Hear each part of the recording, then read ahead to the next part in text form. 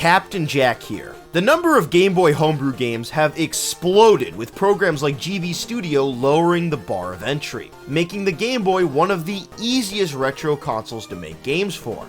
Here are a few Game Boy and Game Boy Color homebrew games you should look at. Opussum Country is a horror game that manages to squeeze as much atmosphere as you can out of the system. You can tell the developer here was an artist first, as the game is chock full with all these great sprites. From great tile sets to incredibly detailed headshots. Almost too detailed. Ugh.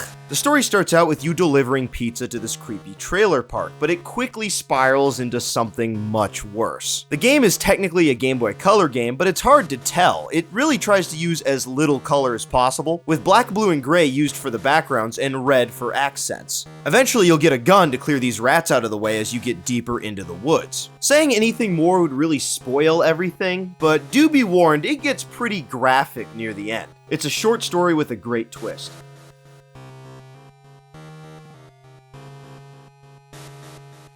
DE22 is basically inverse Donkey Kong. The story here is your bananas get stolen in the middle of the night by a construction worker. I don't know why he'd want a crate of already spoiling bananas, but you do you. There's a few key differences here that makes this game have its own identity. The first noticeable one is that you can hold B to block incoming barrels by using a hard hat. But how does a monkey have a hard hat? Oh, maybe that construction worker didn't draw first blood. The artwork's actually pretty good here, with rich backgrounds and signs that make puns out of how the controls work. When you get the pogo stick, the fun really begins. You'll have to be aware of when you bounce and make sure you have enough time and space to charge up a super bounce to clear obstacles.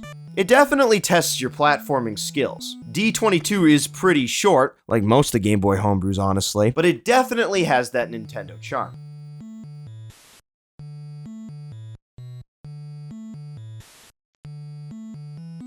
Don't let the grayscale graphics fool you. Death Planet is the most visually impressive Game Boy game on this list. The gameplay is moving up and down to avoid these walls.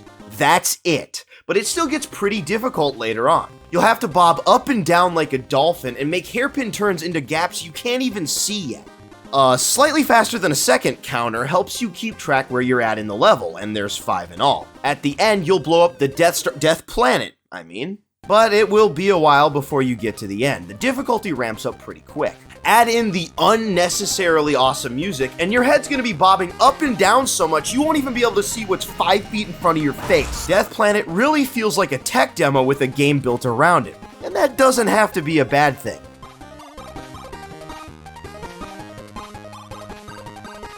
Expiration Date is a platformer with a funky theme. You play as a carton of milk and must fix the thawing fridge you live in before everything spoils. It's a race to the literal bottom as you hop between each rack of this seemingly endless fridge. The environments are pretty detailed with several different fruits, jars, and mysterious liquids. You'll collect milk to heal from fighting with the mini fish wandering around the fridge. Now I see why you have to fix this thing. The smell is gonna be really bad in here soon. You can even leave your carton and navigate small corridors to get to the other side. If milk's sticking together like this, we've already lost. Finally, you'll get to the source of these problems, a giant fish wedged halfway into the fridge. It still has a hook in its mouth and everything. You know, maybe the type of person that would throw several raw fish in their fridge doesn't deserve one. Expiration Date is a short ride with appealing graphics and a good example of a homebrew Game Boy platformer.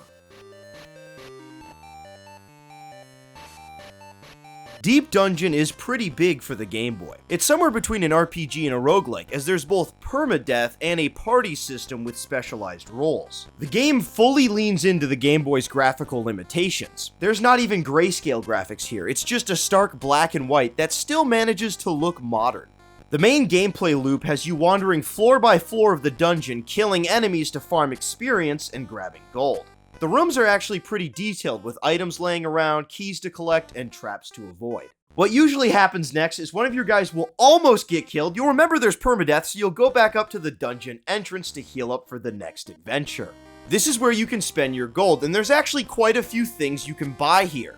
From weapons, armor, even things like potions and bombs. If you're ever confused by the large amount of items, you can consult the actual manual made for this game. It's a nice touch. Leveling up the cleric or wizard will give you new spells, which are essential later on. And every 10 or so levels, you'll get a portal that lets you fast travel between the entrance and the floor you're on, and you'll have to face a boss, which can be very challenging. Playing this on an actual Game Boy without save states would be difficult.